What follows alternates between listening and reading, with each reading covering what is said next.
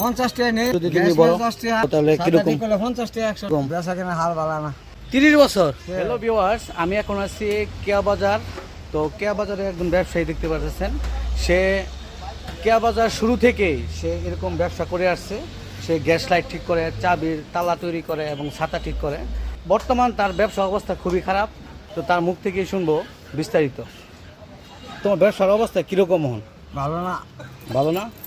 জানতে পারি বেচা কেনা হাল কম, মানুষ নাই, বেচা কেনা নাই, বাইতে বাইতে ঠিক করে। তারপরে কই ওখানে মনে করুন ঢাল সিজন ভরে গেছে গাও না, আমার কাজ কাম নাই, আজকে কম, খুব কম। তো তুমি একটা চাবি তৈরি করতে কত টাকা নাও? 50 টাকা নেই, 100 টাকা নেই। আর গ্যাস যদি তুমি বলো, 10 টাকা।